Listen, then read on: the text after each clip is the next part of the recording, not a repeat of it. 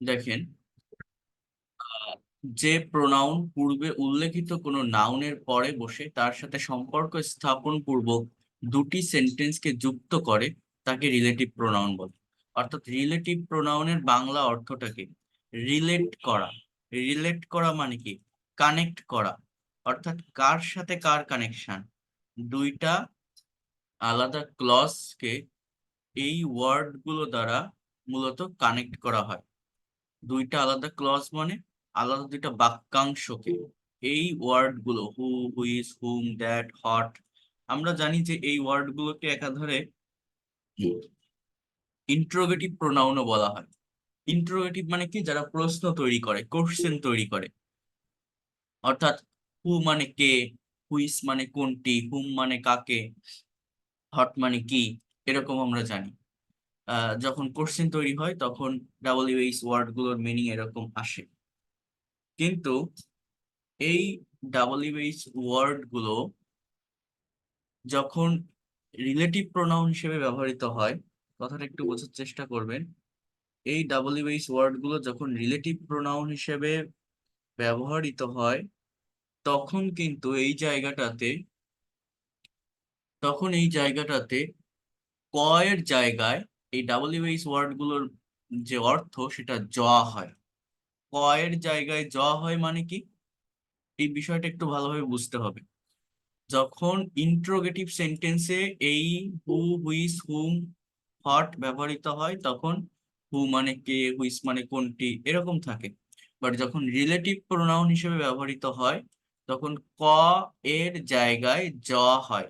মানে হু মানে হয় যে, হুইস মানে হয় যেটি, হুম মানে হয় যাকে, হোয়াট মানে যেটা, এরকম ধরনের আর কি অর্থ দেয় বা যা।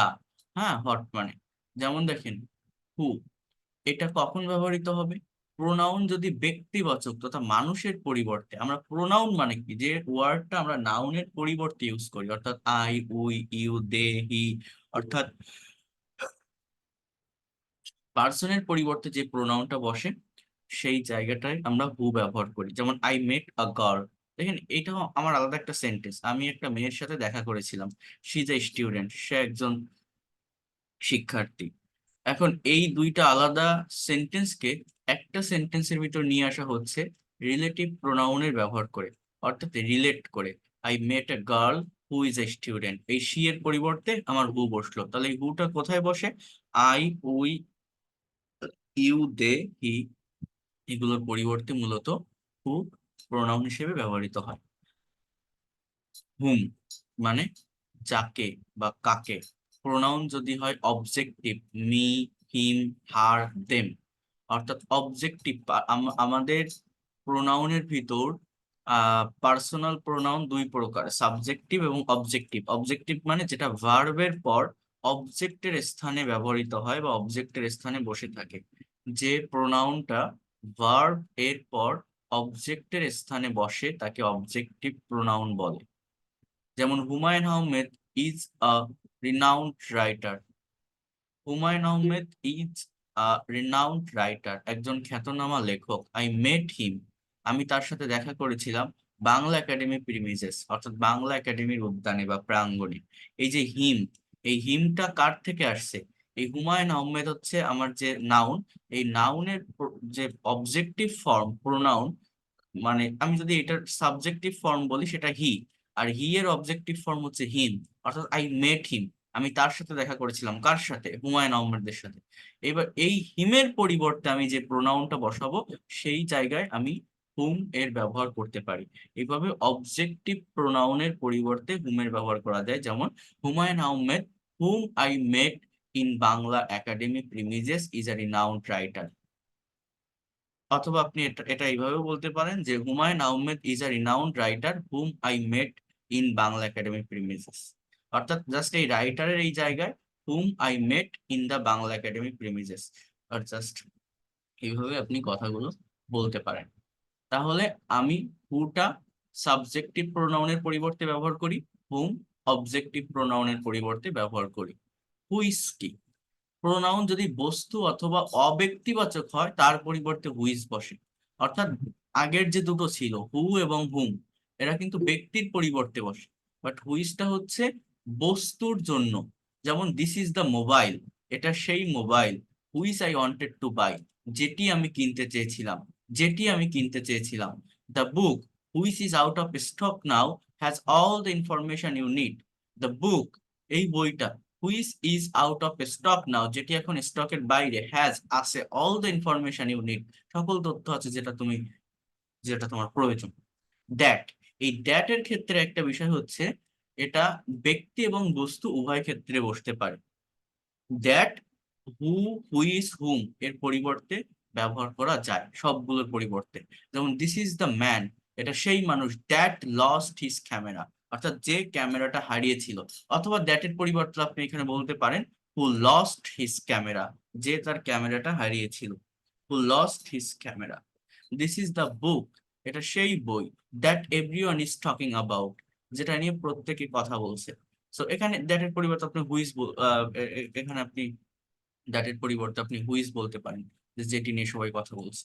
সো এইভাবে আমার প্রোনাউনের বিষয়টা আমাকে একটু বুঝতে হবে। আরেকটা আমরা শেষ করি এটা আগে।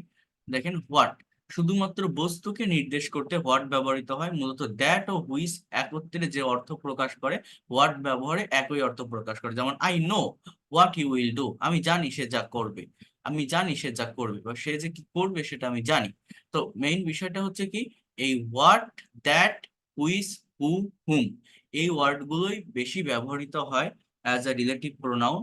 এবং এই ওয়ার্ডগুলো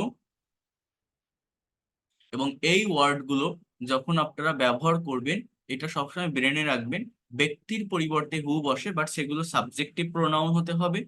আর অবজেক্টিভ প্রোনাউনের ক্ষেত্রে হুম বসবে। বস্তুর পরিবর্তে হুইস এবং দ্যাট বসবে।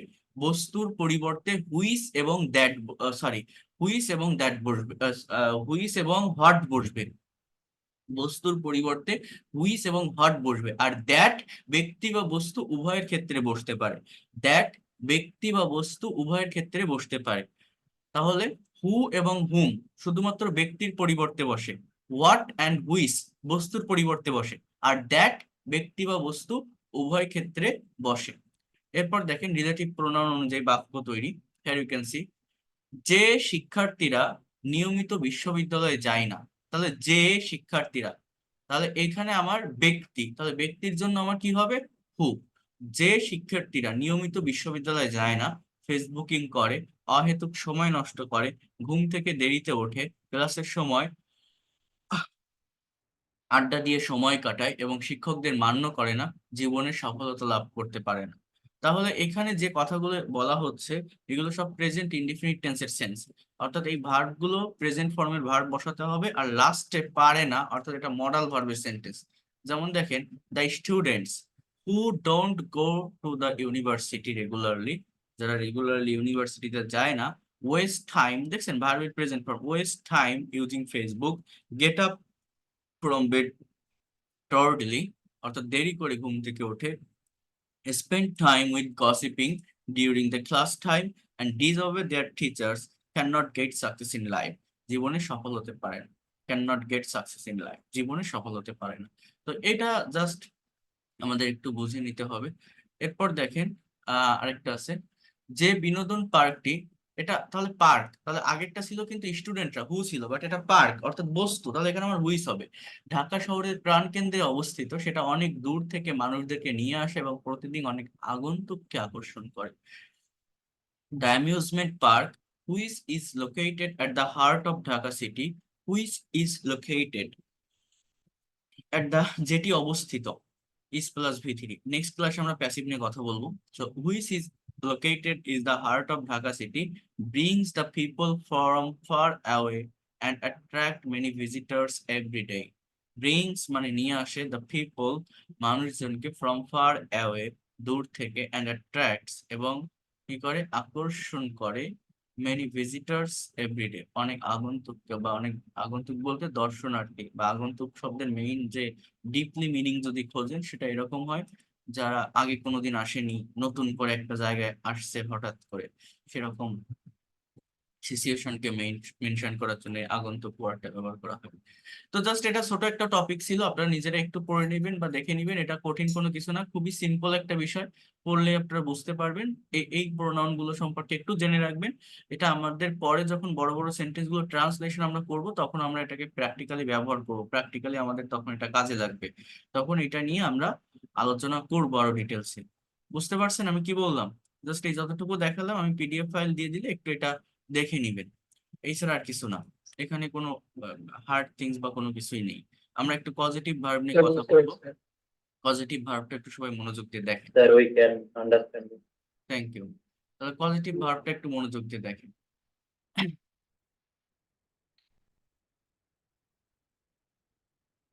দেখেন, এই পজিটিভ ভার্ব আমরা অনেকে বুঝতে পারি না, কারণ এখানে একটু সমস্যা তৈরি হয় এবং এটা সবাই নিতেও পারে না, এটা একটু অ্যাডভান্স লেভেলের বা একটু ক্রিটিক্যাল থিংস।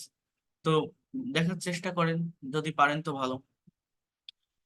আমরা প্রতিদিন কিছু কাজ নিজে সম্পূর্ণ করে থাকি, আবার এমন কিছু কাজ আছে যা অন্যকে দিয়ে করাই বা করতে সাহায্য করি। অন্যকে দিয়ে কোনো কাজ করানোর ক্ষেত্রে মূলত পজিটিভ ভার্বের ব্যবহার লক্ষণীয়।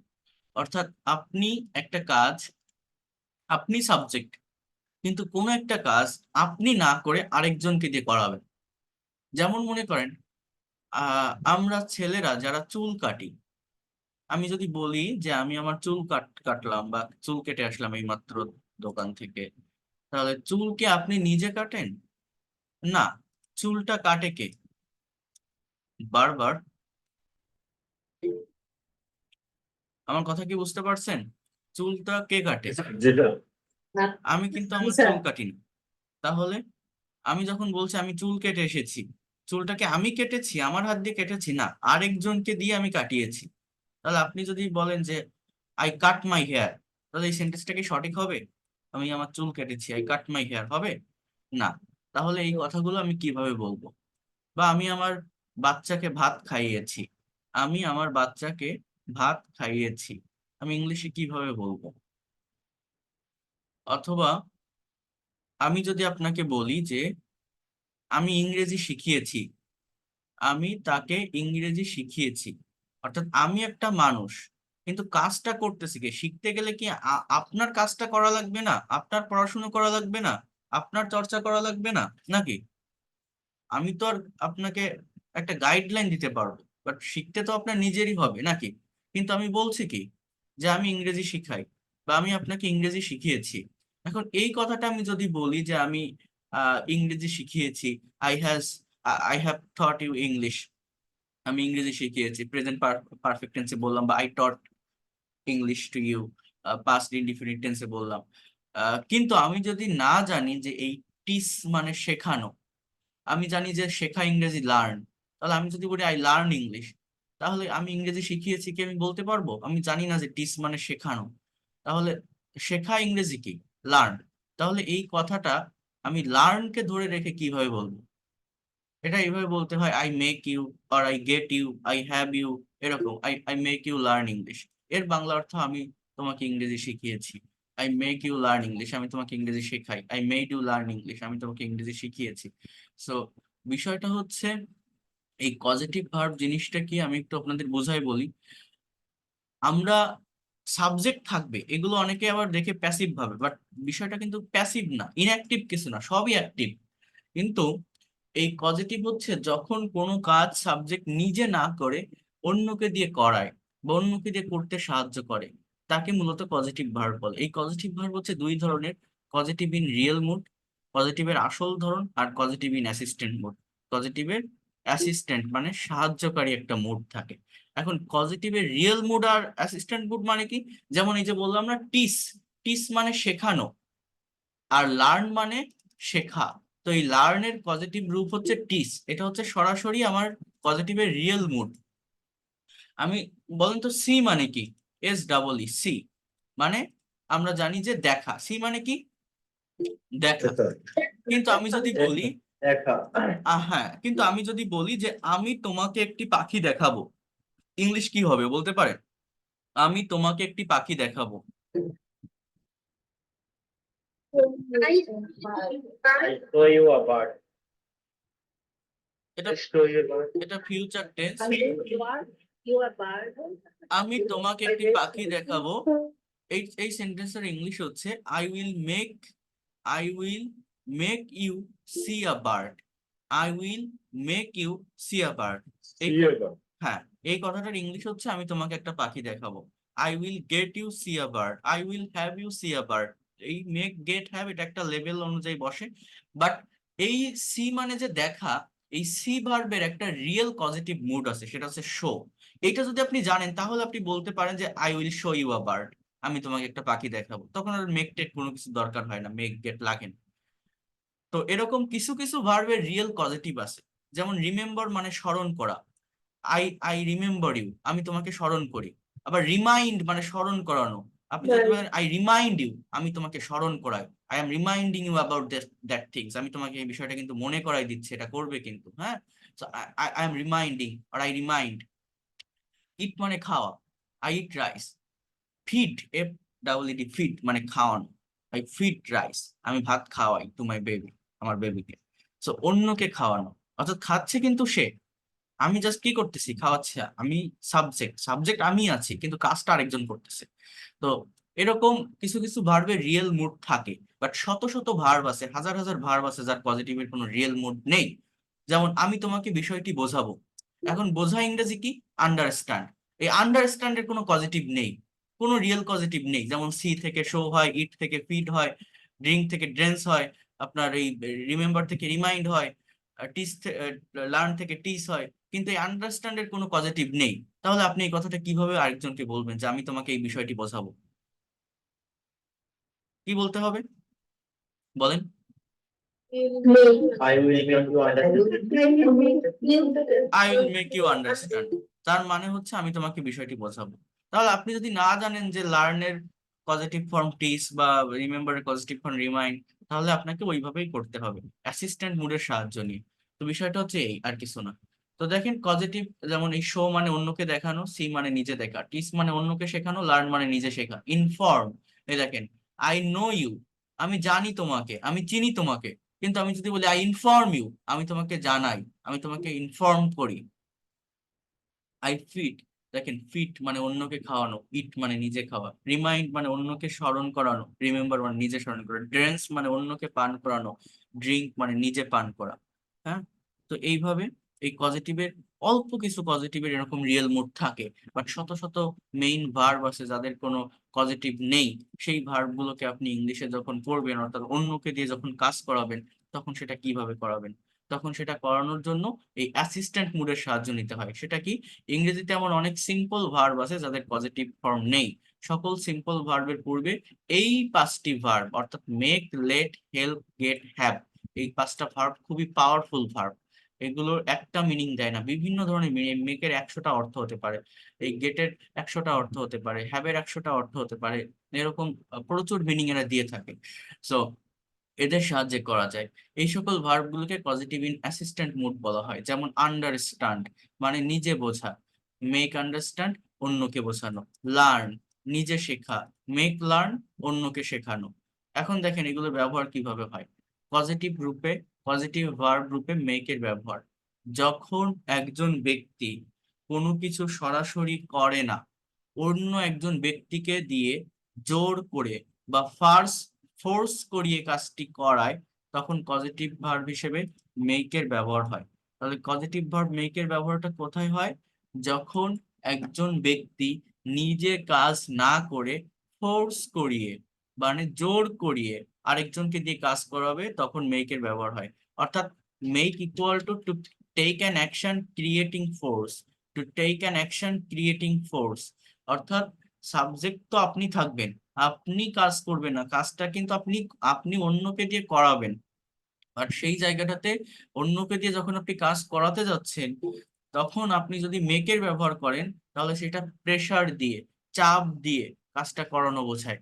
অর্থাৎ আমি তোমাকে বিষয়টি বোঝাবো, আপনি যদি বলেন I will make you understand, আপনি তাকে জোর করে বোঝাচ্ছেন, সে বুঝতে চাইছে না তারপরও তাকে ফোর্স করে বোঝাচ্ছেন, এরকম অর্থ দেয়। কিন্তু আপনি যদি বলেন I will have you understand, একদম সিম্পলি আপনি তাকে বোঝাচ্ছেন, সেও নিচ্ছে, আপনিও বোঝাচ্ছেন। আবার আপনি যদি বলেন I will get you understand, তখন আবার এই গেটের মানে হচ্ছে যে একটু একটু কম জোর প্রয়োগ করে, অর্থাৎ গেটও ফোর্স করে করানো বোঝায়, বাট মেকের মতো এতটা এফোর্ট দেয় না। এগুলো এরকম একটা লেভেল মেনটেন করে। দ্য ডক্টর, এটা আমার subject, made the patient take the medicine. অর্থাৎ স্ট্রাকচারটা হচ্ছে দেখেন, subject plus make plus person বা থিংস, মানে মেক ভার্বের পরে আপনি যাকে দিয়ে কাজ করাচ্ছেন সেই মানুষটার উপর একটু ফোকাস করতে হবে। অর্থাৎ সেটা ব্যক্তি না কোনো বস্তুকে দিয়ে করাচ্ছেন, এটা আমাকে বুঝতে হবে।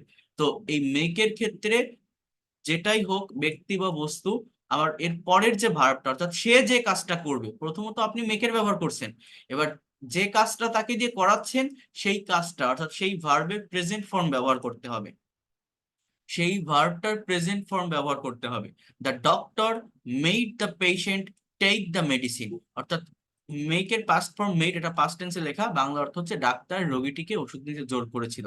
অর্থাৎ ডাক্তার নিজে ধরে ওষুধ খাওয়াই দেয়নি, ওষুধ খাবে রোগী, রোগীর ওষুধ রোগী নিজে খাবে, কিন্তু ডাক্তার তাকে খেতে ফোর্স করেছে, খেতে জোর করেছে যে তুমি ওষুধ খাও, তোমার খাওয়া লাগবে সুস্থ হতে গেলে, এটাই। So the doctor made the patient, তাহলে আমার অবজেক্ট হচ্ছে পেশেন্ট, তার পরের ভার্বটা কি, পেশেন্ট কি করবে, ওষুধ খাবে, খাওয়া ইংরেজি কি, take. So take the medicine. The teacher makes us, অর্থাৎ শিক্ষক আমাদেরকে, অর্থাৎ এখানেও আমার ব্যক্তি, ওয়ার্ক ভেরি হার্ড, অর্থাৎ শিক্ষক আমাদেরকে কঠোর পরিশ্রম করতে জোর দেয়। এই সেন্টেন্স গুলো দেখলে আপনার একটু আনকরা বা আনকমন মনে হবে যেন একটার সাথে আরেকটা মিলতেছে না, বা একটু ওলট পালট টাইপের, কিন্তু এটাই কারেক্ট সেন্টেন্স, এটাই রিয়েল সেন্টেন্স। এই সেন্টেন্সের স্ট্রাকচার গুলো এমনই, আমরা প্র্যাকটিস করি না কখনো, বা এগুলো সম্পর্কে অতটা পরিচিত না, এই জন্য এরকম আনকমন মনে হয়। আহ, এরপর দেখেন, I made the machine work, আমি যন্ত্রটি দিয়ে কাজ করিয়েছিলাম।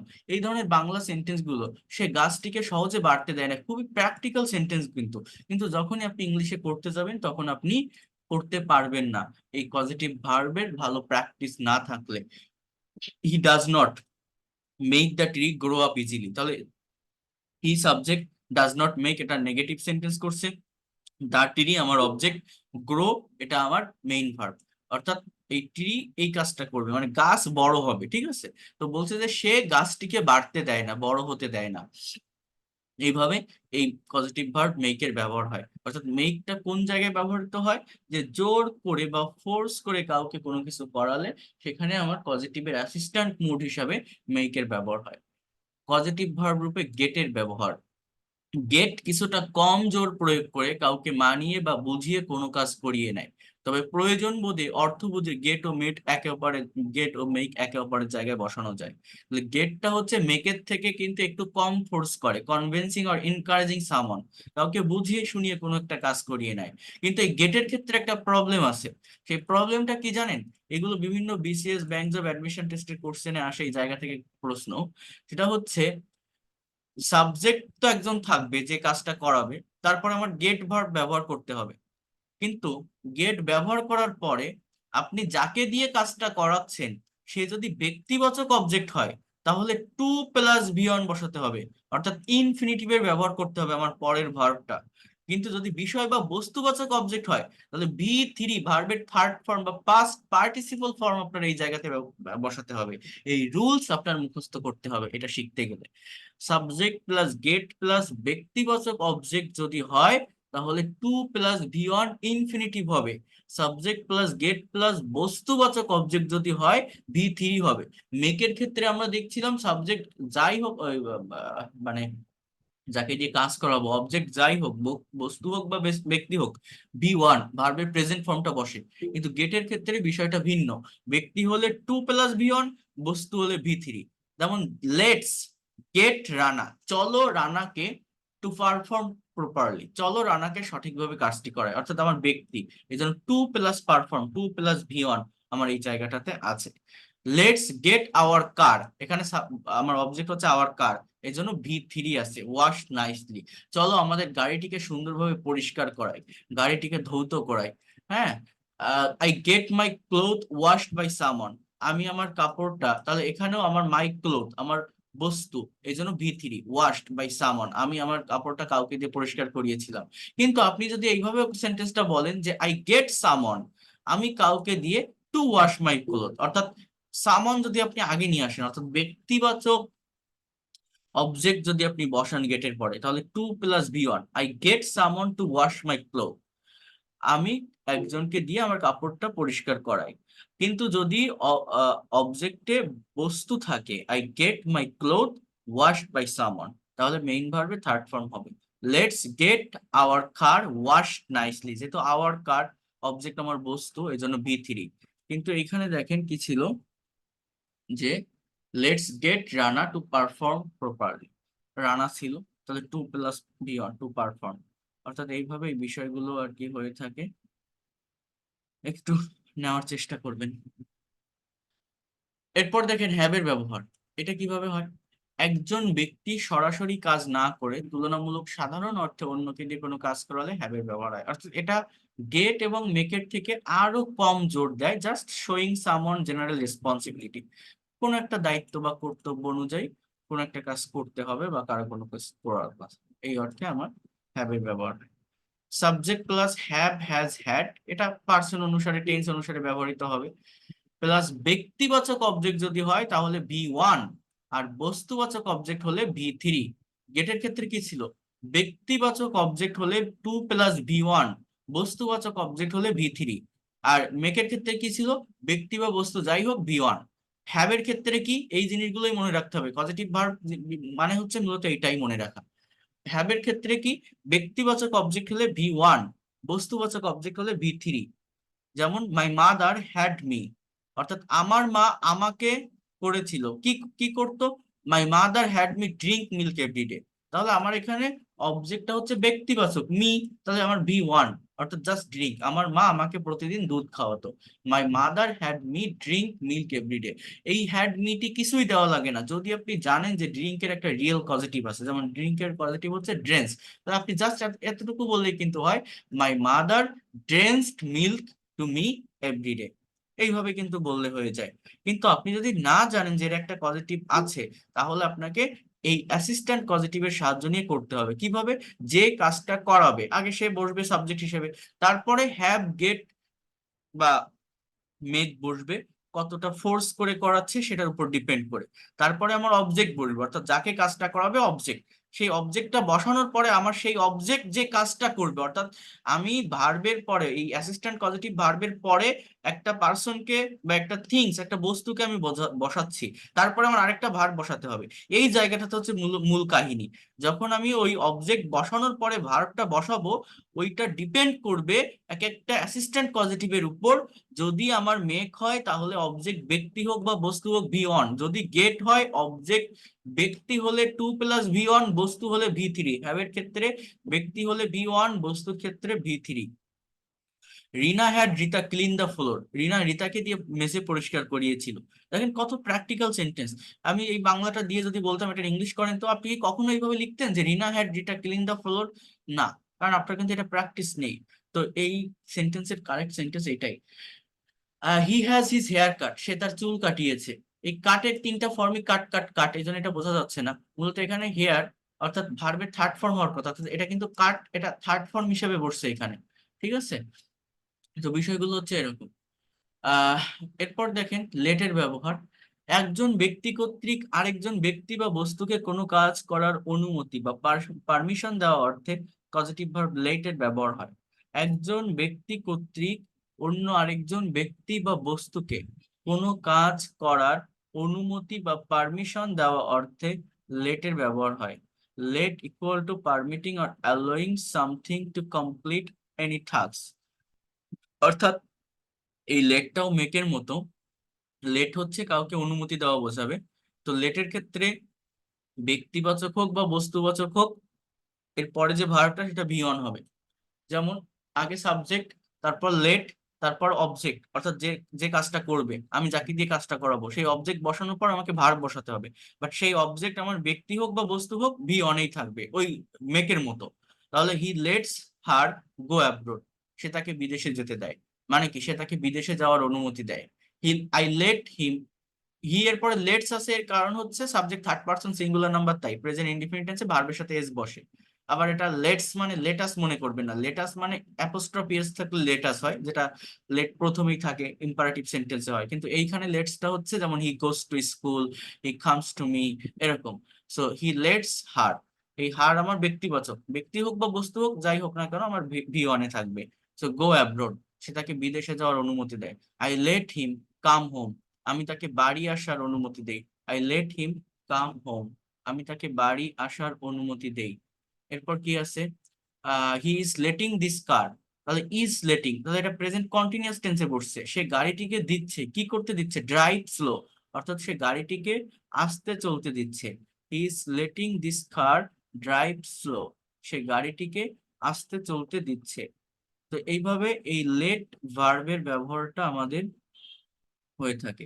লেট ভার্বের ব্যবহারটা আপনারা একটু দেখে নেবেন, এটা একদমই সহজ, শুধুমাত্র গেট একটু কঠিন, মানে গেটের জায়গাটা হচ্ছে আমাদের মূলত ওই যে ব্যক্তিবাচক থাকলে 2+V1, বস্তুবাচক থাকলে V3, অন্য কোথাও 2+V1 নেই ওই গেট ছাড়া, অন্য সব জায়গায় ব্যক্তিবাচক হলে V1, আর হ্যাভ আর গেটের ক্ষেত্রে বস্তুবাচক হলে V3।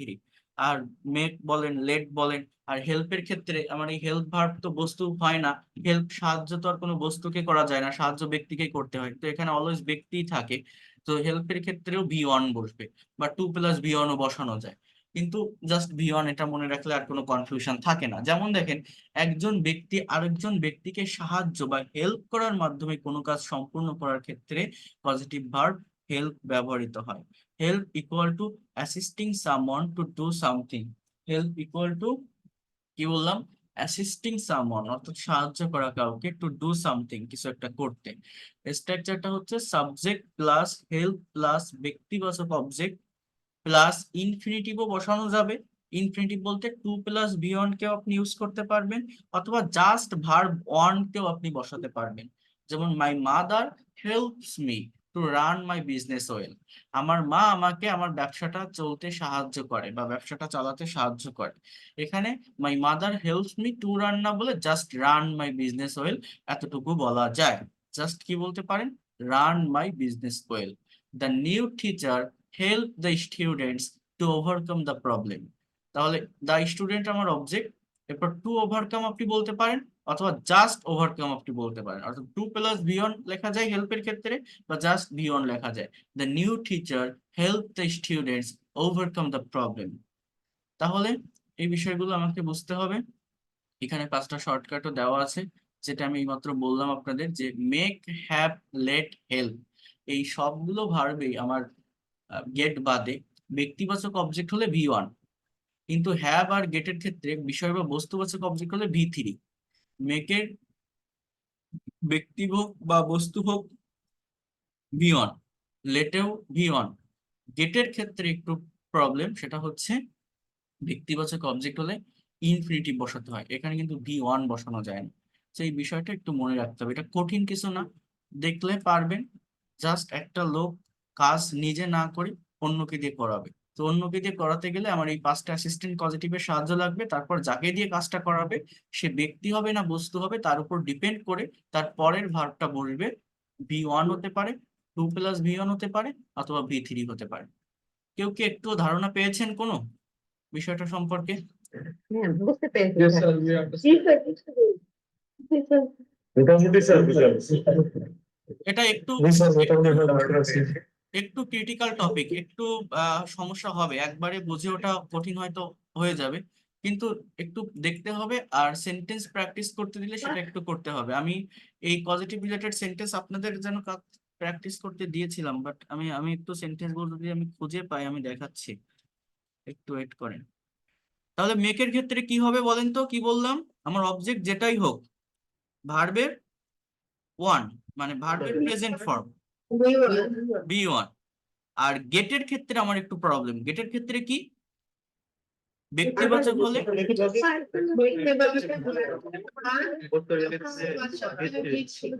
রাইট, ব্যক্তিবাচক হলে গেটের ক্ষেত্রে 2+V1, আর বস্তুবাচক হলে V3।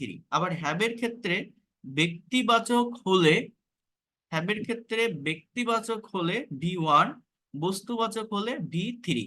ব্যক্তিবাচক হলে V1, বস্তুবাচক হলে V3। আরেকটা হচ্ছে আমার লেট, ব্যক্তি হোক বা বস্তু হোক V1। আর হেল্প, হেল্প বস্তু হয় না, হেল্পের ক্ষেত্রে ব্যক্তি হবে যাই হোক, সেখানে 2+V1 বসানো যেতে পারে, অথবা জাস্ট V1 বসানো যেতে পারে। এই হচ্ছে বিষয়। তাহলে আমি কিছু সেন্টেন্স আপনাদেরকে এই পজিটিভ রিলেটেড কিছু সেন্টেন্স আপনাদেরকে আমি প্র্যাকটিস করতে দিব। আমি একটু পরেই আমি পাঠিয়ে দিচ্ছি, দিলে আপনারা এই সেন্টেন্স গুলো একটু ট্রান্সলেট করার চেষ্টা করবেন এই স্ট্রাকচার গুলো মেনটেন করে। এখানে এই গ্রামাটিক্যাল ক্লাসগুলো একটু ভালোভাবে বুঝতে হবে, একবারে সব দেখতে গেলে গুলিয়ে যাবে। তো যতটুকু দেখাবো ততটুকুই যেন নিতে পারেন, পরবর্তীতে যেন আর পড়া না লাগে, সেইভাবে এই বিষয়গুলোকে একটু নেওয়ার চেষ্টা করবেন আপনারা। এবং এইটাকে মেনটেন করেই, এই বিষয়গুলোকে মেনটেন করেই আমরা সামনে কিন্তু সেন্টেন্স ট্রান্সলেশনের দিকে এগোবো। তো সেন্টেন্স ট্রান্সলেশন করতে গেলে বা রাইটিং এ ভালো করতে গেলে এই সমস্ত বিষয়গুলোর উপরে আমাদের একটু কনসেপ্ট, একটু নলেজ রাখা প্রয়োজন। এদের সম্পর্কে নলেজ না থাকলে কখনোই ভালো করা সম্ভব হবে না। তো আমি কয়েকটা সেন্টেন্স আপনাদের যদি মুখেও বলি, আপনারা আহ পারবেন কিনা আমি আমি লিখে পাঠিয়ে দিব, দিলে আপনারা একটু পড়ে দিন, ঠিক আছে? Positive related sentence.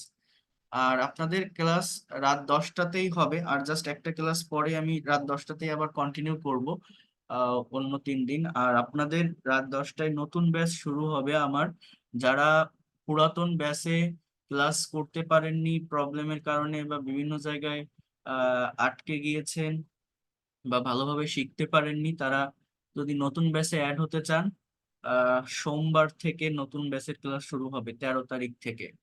আমি আপনাদের নতুন ব্যাচে যুক্ত হওয়ার জন্য যারা হতে চান আমি একটা নোটিশ দিয়ে দিব, যদি হতে চান আমাকে জানাবেন, আমি অ্যাড করে নিব। যারা ক্লাস মিস করেছেন, অনেক গ্যাপ গেছে, যাদের প্রবলেম হয়েছে, ঠিক আছে, যদি কেউ নতুন ব্যাচে পড়তে চান, এটা হচ্ছে আমি জানিয়ে দিব, দিলে আপনারা সোমবার থেকে, আমি একটু মনে করাই দিলাম, যদি আমি আপনাদের নোটিশ নাও দিই, যারা হতে চান আমাকে নক দিয়ে রাখি, ঠিক আছে? Okay, sir. ঠিক আছে ওকে, তাহলে ভালো থাকেন। That's all for today. আমি কিছু সেন্টেন্স আপনাদের দিয়ে দিচ্ছি, দিলে আপনারা একটু এগুলো প্র্যাকটিস করে ফেলবেন। হ্যাঁ, আমি সেন্টেন্স পাঠিয়ে দিচ্ছি আপনাদের পজিটিভ রিলেটেড, আমি এখনই তৈরি করে দিচ্ছি।